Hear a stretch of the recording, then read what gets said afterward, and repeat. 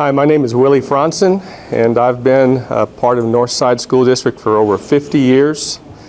And a little bit of my history is I went to elementary school at Leon Valley Elementary, which is now Northside Learning Center.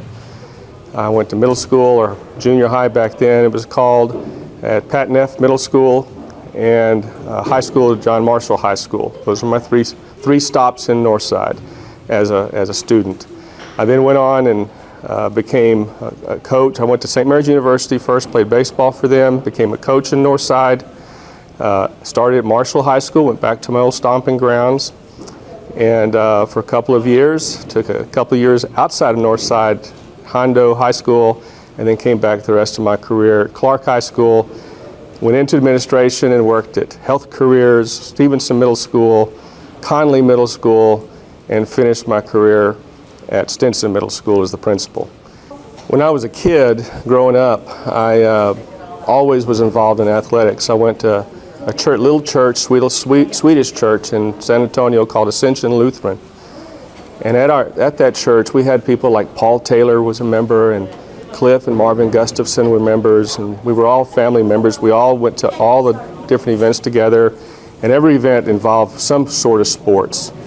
And I knew at a really young age that I just loved sports, and in particular I loved baseball. And I was fortunate enough to be involved with the Northwest Little League, played baseball for Jimmy Davenport and some of the guys there who just helped me just learn to love the game. And so I knew at a very young age that I wanted to be involved with athletics in some way, in some form. And of course, way back then, you're thinking professional, but I soon became to realize that really I wanted to be a coach. And I can't tell you exactly when that was, but I was involved around coaches so much, it just was part of me, part of who I was. And so as the years went on, I also enjoyed mathematics. I was good in classroom, and I was fortunate to be good in math. And there was a teacher at Neff Middle School by the name of Ms. Watson. I don't remember her first name, but Ms. Watson, mean, tough, good lady, very hard but very fair and honest. And she took me under her wing and just provided me the confidence I needed to go on and do the rest of it. And so it's kind of interesting that a math teacher in a middle school would have such an impact on someone who really wanted to be a coach or be involved in athletics. But I'll never forget her, and I always will thank her for what she's done for me. And then I moved on to high school, to Marshall High School, and I can't tell you how many people at Marshall High School helped encourage me to do what I was doing. I had some great coaches, Shane Lesturgeon, John Cloza. I loved John Cloza. He was my mentor as a coach and as a student. But we also had other teachers like Ms. Behrens and Ms. Garcia. Yeah, that's Ms. Garcia, the one that everybody here knows as Linda Garcia. She was a great instructor and great person at Marshall High School at that time. And the combination of all those people together kind of got me going in the right direction. By the time I was a senior in high school, I knew what I wanted to do. I knew that I wanted to be a coach. I knew I loved the people that worked with me. And I really knew that I wanted to come back to Northside and be part of the Northside experience and Northside family because of all the people that helped me along the way. And I know I've missed some people in there too, but really and truthfully, Northside just became part of who I was at that time. And so I went to college and got my degree. I played baseball at St. Mary's University. I was fortunate to be good enough to play there and be part of that program. But during the summertime and during the off seasons, the colleges, we get out of classes in the first part of December, the first part of May. There was some time that I was able to come back and do substitute teaching. And I would always try to get on as a substitute teacher at Marshall High School. I knew the people there, and I think they liked me and I liked them. And from that, when it was time to graduate from college, I think that helped me get my first job. And my first job was at Marshall. I was a math teacher, but I coached as a volunteer. I wanted to be a baseball coach, and most coaches back then started in the middle schools and junior highs and worked their way into the high schools, and they didn't have baseball in the junior high. So I was willing to do volunteer coaching, and so I had a full slate of math classes, and I volunteered for a couple of years. Coached for a man named Denny Ivey, who again was a great mentor for me in the Northside School District. And after a couple of years, he helped me get my first head coaching position at Hondo High School, and worked there with the understanding that someday I'm coming back. You know, that was my first spot that I had to shine, and I did okay there. And Clark High School opened up, and Mike Robbins interviewed me, and lo and behold, I became the head baseball coach at Clark High School, and worked there for about 13 years under Mike Robbins and some other great people. Danny Padron, great person. Mark Reeve, great person. Just unbelievable people. Lloyd Alexander was on our staff. Larry Hill. We had a great staff at Clark High School, and it was back when Clark was doing really, really well. They still are, but back in their heyday, so to speak. And from that, I remember getting a call from Mr. Jordan. And Mr. Jordan said, you know, Willie, you've done a good job here. We'd like you to move into administration. And so from there I got into administration. My first administrative job was with Linda Garcia at Stevenson Middle School. And you talking about a mentor, there's nobody, if I had to name one person in Northside School District that influenced me the most to be part of this district and to teach me the most about the school district, it would be Linda Garcia. Linda, if you're watching, I love you.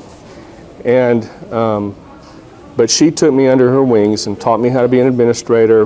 Went and worked after a couple of years at Stevenson, went and worked at Health Careers High School for John Boyers, who was another great mentor for me. Loved Health Careers High School. But then Linda wanted me back. She wanted me to help her open Conley Middle School, and I did that. And then from there, went to Stinson Middle School and finished my last 15 years as principal at Stinson Middle School. Middle school to me is that great transition in life.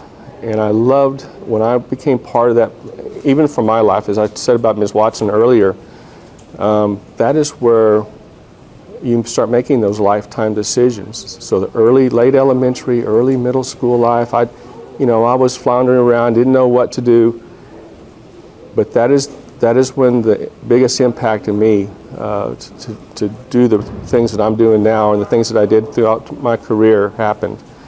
And so I finished my career as a middle school principal, really because I saw that's where a person in an adult had the most impact on the kids. So, okay, some interesting things that have happened to me in the course of time here. And let's start in elementary school of all things, because that's so long ago here. That was 50 years ago, 40 years ago, and there are still a couple of things in elementary school that I can remember. But as I said earlier, I always knew I wanted to be part of athletics. And I was a pretty good athlete. I wasn't the best athlete in the world, but I was a pretty good athlete.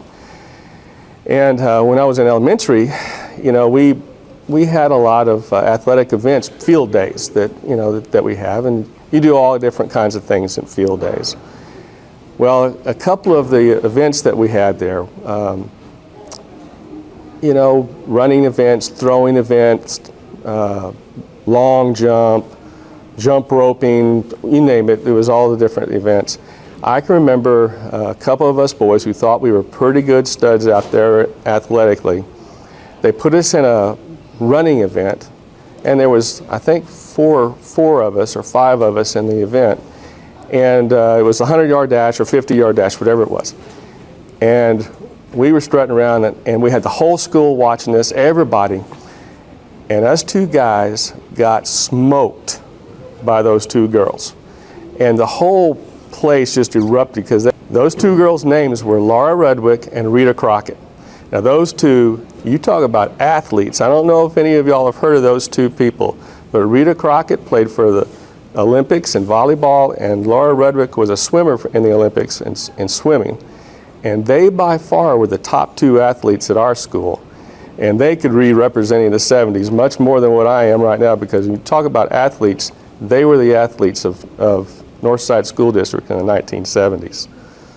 Something else of interest that kind of sticks out in my mind is actually when I was coaching.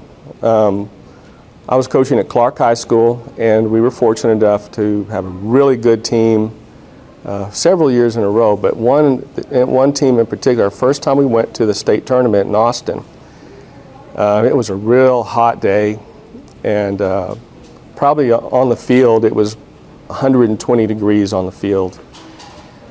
And we had a really great pitcher. His name was Earl Nelson, and he pitched our first game of the tournament for us. And we got out there and started playing against a team from Houston. Great game, a lot of scoring. He usually didn't have anybody scoring off him, but he walked 11 batters that game. And maybe he didn't walk 11 batters all season long. And I kept going out, "What's wrong, Earl? What's wrong? Tell me." He said, "Nothing, Coach. I can't throw strikes." And we would go through it all. Well, we ended up losing the game. We lost the game 7-5. And this was played at Dish Falk Field in Austin. And after the game, Coach Gus comes over to me and he sits me down. He said, "Willie," he said, "I didn't know you had a left-handed pitcher like that." And I said, "Well, yes, sir. He didn't show his stuff. He usually shows better than what it is right here." And he sat me down and we had a honey peanut butter sandwich. That's what he always would eat. He'd have a sandwich. And we started talking. He said, "Well, you know, here at University of Texas this year, we don't have any left-handed pitchers. All we have are right-handed pitchers. And so, you know, I fixed this mound up here for right-handed pitchers. I didn't fix it up for left-handed pitchers. And I guess, you know what? It works, because your pitcher didn't throw strikes today, and that's what I was hoping for, the pitchers against us." And that's, "Thanks a lot, Coach. I wish you would have told me sooner." Over the years in Northside, I've been part of so many great things. But more importantly, I got to be part of the lives of the youth of our school district moving up and growing up. And I never really have had a chance to sit and just one-on-one with kids and say, you know, this is what you need to do. I've always been of the type that, you know, just to lead by example and live a good life that I felt like not only my family but my God would be proud of. And I never have really boasted anything about anything else. So if I were to sit down with a group and the kids wanted to be coaches or stay involved with athletics, or they're struggling on what they wanted to do with their lives, and I have some impact with them, there are some things that the years that I've been part of the North Side has taught me. And it all goes together, but as a person, be tough, but be kind. You know, those sometimes are hard to kind of get through.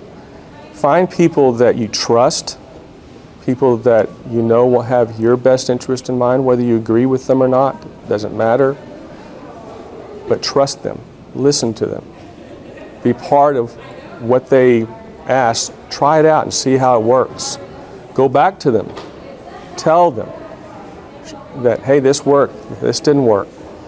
But more than anything, learn the type of people they were. If you trust them and they mean that much to you, try to be like them, because that's what I tried to do too. And it worked for me.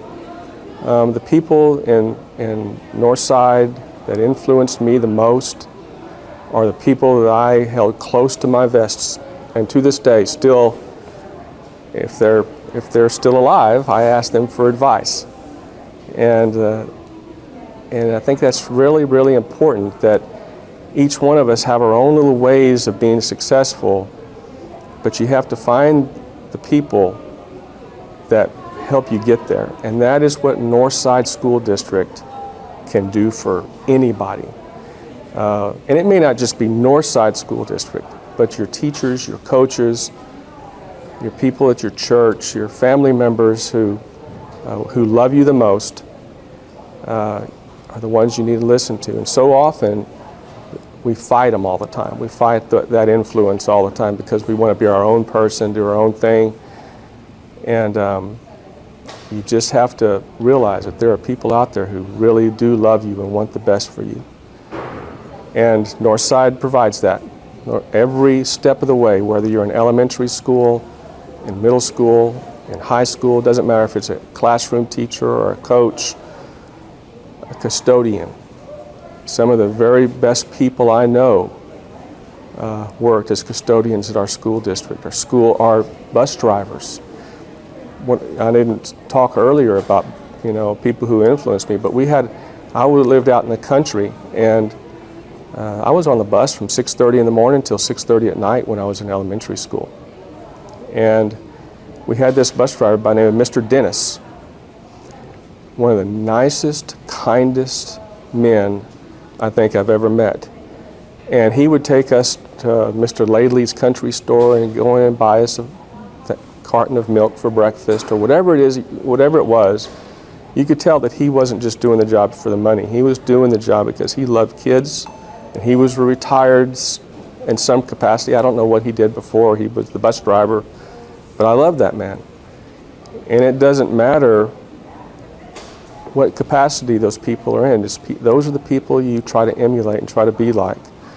And so if I were to say something, I would say, first of all, find somebody who's tough, but somebody who has a huge heart. And I will say there's one other person I haven't mentioned that is both of those things, that was part of this school district, that really, in my mind, made this school district go to the next level, and that is Jack Jordan. Jack Jordan, to me, he was an unseen mentor, because he was, at one place, and I was not there, but I did go to school with his daughter, and so I got to know him a little bit. But what a great man. A person that, yes, he was tough as nails. Linda Garcia, tough as nails. But man, you look at their hearts, they have a heart as big as gold. And those are the kind of people you want to surround yourself with. That's the kind of person you want to become. Whether you become a great coach or a great athlete or whatever, that doesn't matter. What matters is you become a great person. And stick with Northside. They'll help you get there. All right, for all you future athletes out there, this is my opinion on why you should continue with your desire to do something in athletics. Athletics teaches you so much more than just a sport. You learn what it takes to work hard, what it means to work hard.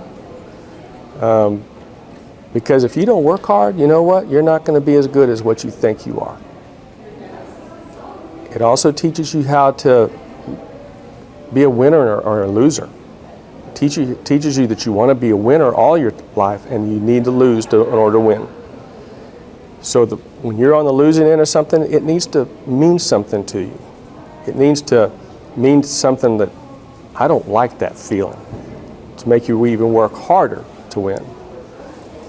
Athletics gives you that little extra it takes that a lot of people don't get the opportunity to do, to actually see it play out in front of you, because the score is the score. You don't have somebody telling you you're good or bad. The score is the score. And the only way that you make it better is for you to get better. So it teaches you how to persevere through tough times. It teaches you how to work extra time to get to where you need to be. And it teaches you how to be successful in life after you're done with athletics. And so that's one aspect of coaching. The other side of it of athletics is you get to meet people and be part of teams that other people don't maybe get a chance to be part of. There are athletes out there, teammates out there that you will always be part of. I'm 60 years old, and some of my high school teammates are still my closest friends. you develop friendships that you'll never, ever lose through athletics, because you're all in the same boat. You're all in there all day long together, doing the same thing for the same reason, and you just all get to know each other very well as if you're family members. And sometimes you even come closer than some of your family members to some of your teammates. So you learn to persevere, you learn how to establish relationships, you learn how to work as a teammate, because a lot of times, you hear everybody tells you this, but it's true. The team is more important than the individual. And if you work in an organization, or you go down the line and you work for somebody, or again, some organization, the team goal is to win. Well, you kind of sometimes need to learn that you put your own needs aside in order to help the team win. And it all goes together in life. No matter what part of life that you're involved with, you always have to have the toughness, you have to have people helping you and teammates helping you, and you have to have a love for what you're doing in order to be successful. And for all you future athletes out there, if you like sports, just remember there's a whole lot more to being successful in athletics and sports than just enjoyment of the game. Go out, go after it hard, work hard at it, don't take anything for granted, and you'll find yourself being successful later on after you get out of the sports.